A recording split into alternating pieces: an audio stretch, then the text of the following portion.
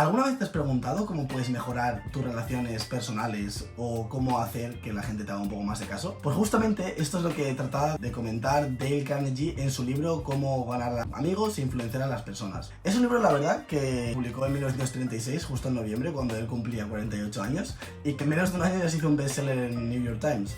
Y de hecho fue uno de los primeros libros así más de autoayuda o desarrollo personal que se escribieron en la época. Para mi primer vídeo de YouTube me parecía muy interesante analizar un poco este libro, que es el primero que me leí en el tema de desarrollo personal, y darte un poquito unas claves así que creo que son muy interesantes y que pueden aportarte mucho valor a la hora de tratar con otras personas, sea con tus compañeros de piso, con tus amigos en la universidad, en el trabajo o incluso, bueno, con tus padres si estás viviendo con ellos. La idea principal del libro, ¿no?, es que tú puedes cambiar el comportamiento que otras personas tienen hacia ti si tú cambias la forma en la que tienes de tratarles a ellas. Es bastante curioso cómo lo escribe, porque es un libro de 1936, ¿no?, y lo escribe como si fuera una lista de pasos a seguir, una lista, ¿no?, de consejos que tomar a cabo durante tu día a día.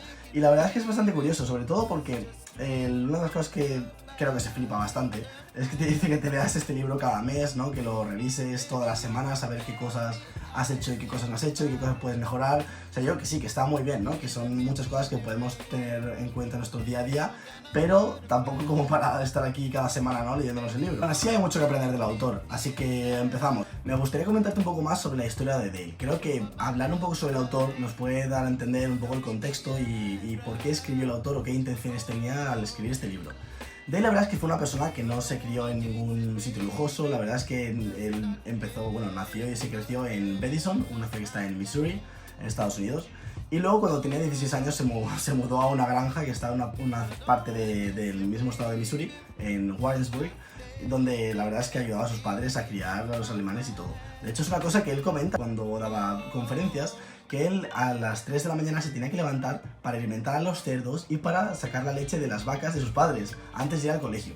Cuando él acabó el instituto, cuando tenía unos 16 años más o menos, él se volvió bastante interesado en el tema del Sotakwa. El Sotakwa era como una especie de movimiento social relacionado a la educación adulta que estuvo bastante presente en Estados Unidos a principios de los años 20. De hecho, el presidente Theodore Roosevelt decía como que era la cosa americana más americana en América. Y era bastante curioso porque Dale quería dedicarse, bueno, él soñaba con dedicarse en ser un lecturer, o sea, como una especie de profesor de este movimiento social. Cuando él acabó el college, después de hacer el instituto, fueron unos 2 años, ¿no?, que es lo que se hace como preparación antes de la universidad en Estados Unidos. Él tuvo la idea de, bueno, en vez de dedicarse al tema del Sotakwa, él lo que hizo fue empezar a vender cursos de correspondencia a gente que trabajaba en ranchos, a rancheros. Después de este primer trabajo, él se movió a otra compañía en la que se llamaba Almoral Company, donde vendía bacon y jabón. La verdad es que ahí hizo un trabajo espectacular porque llevó a la compañía a ser como el líder nacional del estado en el que estaba, de Nebraska. O sea que muy bien para Dale. Bueno, unos años más tarde, Dale decidió quitar este trabajo de ventas por completo y seguir su sueño para ser un profesor en este movimiento de Sotakwa.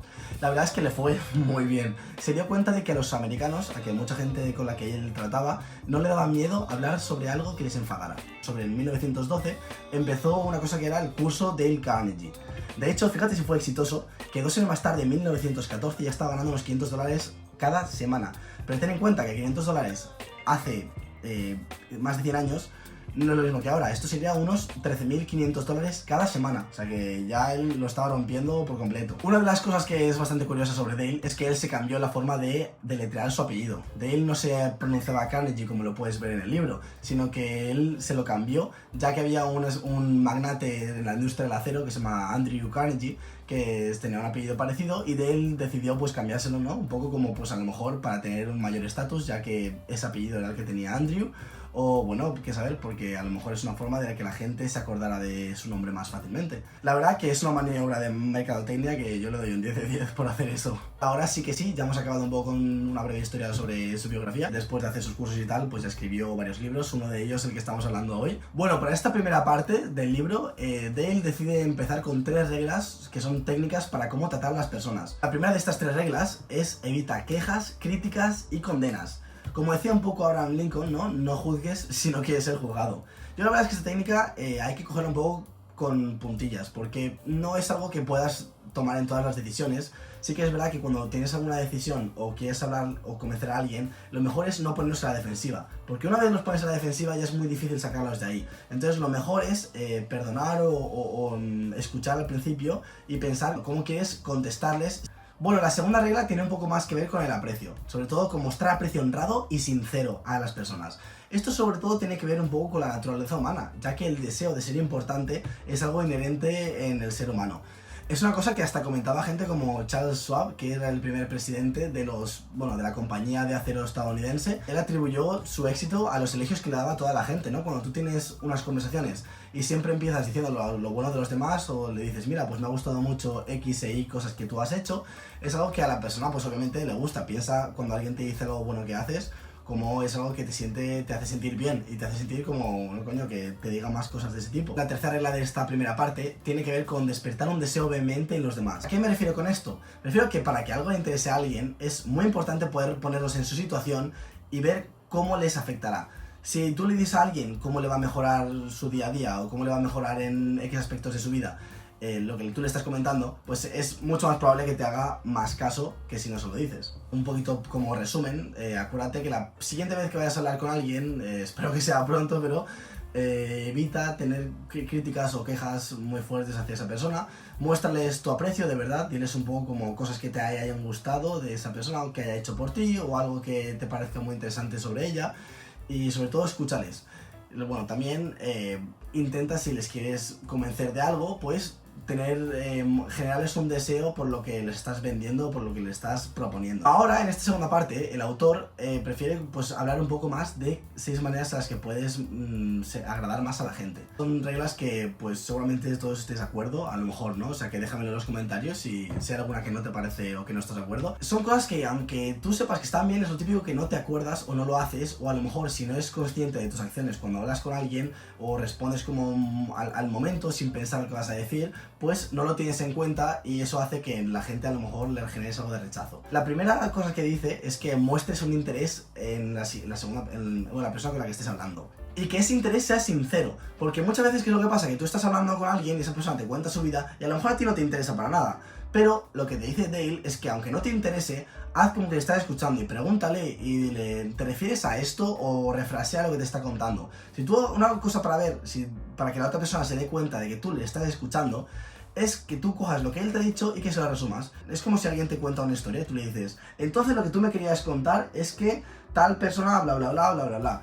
Y eso es una forma, bueno, que yo creo bastante sensata de que la otra persona se dé cuenta que le está escuchando. La segunda cosa que comenta Dale es que te recuerdes el nombre de la persona. Hay mucha gente que te dice, no, yo es que soy malo con los nombres, o ¿tú cómo te llamas? ¿Eras Pablo? ¿Andrew?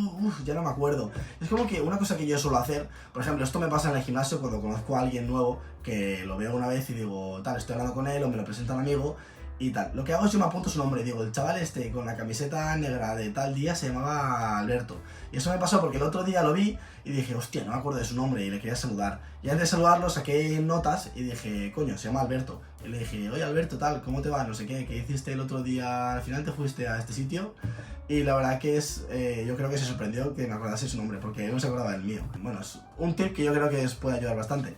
En tercer lugar tenemos el tema de la sonrisa. No parece muy espectacular, pero que cambia un montón la percepción que tenemos de la otra persona. Es como si alguien te habla de una manera muy monótona, o te habla así con una voz, o bueno, con la boca cerrada y con los ojos así de esta manera. Hola, me llamo Pablo, ¿qué tal? Sí, estoy contento.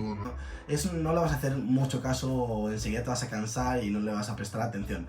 En cambio, cuando alguien sonríe y te habla como de una manera más energética, yo creo que simplemente el hecho de la sonrisa, de hecho creo que hay estudios psicológicos que analizan la sonrisa de las personas y cómo afecta a los demás, y una sonrisa provoca que la otra persona a veces se sonría automáticamente sin quererlo, igual que un bostezo. Cuando alguien bosteza a tu lado puede generar que tú bosteces porque te lo ha pegado, como decimos aquí en España. En cuarto lugar tenemos un tema que es bastante parecido a lo que he comentado al principio, ser un buen oyente, es decir, que tú escuches a la persona porque muchas veces una persona lo que quiere es desahogarse, no quiere ni que le comentes cómo puedes arreglar sus problemas. A veces lo único que quiere es que alguien les escuche, y muchas veces lo que nos pasa es que cuando alguien te dice algo enseguida decimos, bueno, pues si yo fuera tú haría esto, haría lo otro, y es como, tío, nadie te ha pedido opinión, yo solo quiero desahogarme. Entonces, lo que tú puedes probar a hacer es escuchar de lo que te dice la persona, callarte, no decir nada, que la persona se entere que le estés escuchando, y si te pide opinión le puedes decir, ¿quieres que te diga o te comente qué es lo que yo haría si estuviera en tu lugar? Yo creo que es una cosa que va a mejorar muchísimo tus relaciones. La quinta regla que comenta en esta parte es hablar de lo que le interesa a la otra persona. Sí que es verdad que muchas veces cuando quedas con alguien o quieres desahogarte sobre algún tema, siempre hablas de ti. De tus problemas, de lo que te ha pasado en la universidad o en el trabajo, de que esta chica te gusta o el chico este no te hace mucho caso, pero nos olvidamos de los intereses genuinos de la otra persona, de comentarles tal, pues tú hacías submarinismo, ¿cómo te ha ido en esto de buceo? ¿O qué tal el curso este que estabas haciendo? ¿Cómo te ha ido? ¿Te está gustando? Es una cosa que no suele salir innato de nosotros y que pues mejoraría mucho las relaciones, porque si tú te interesas en la otra persona va a estar encantada de contarte 1000 historias que le han ocurrido. Y por último, le hagas sentir a la otra persona que es importante. Muchas veces queremos sentirnos superiores a los demás. Nos gusta cuando vemos el fallo de alguien porque decimos, yo no soy así o yo lo habría hecho mejor, y te sientes así superior y te gusta. Pero sí que es verdad que si quieres mejorar tus relaciones, lo bueno es que veas algo de una persona. Por ejemplo, tu amigo habla muy bien francés, yo tengo un amigo que no habla muy bien inglés, pero sí que habla bien francés. Y el otro día fuimos en una excursión en la montaña y él estuvo hablando con unos chicos que venían por ahí que eran de París y hablaba francés, que hablaba estupendamente.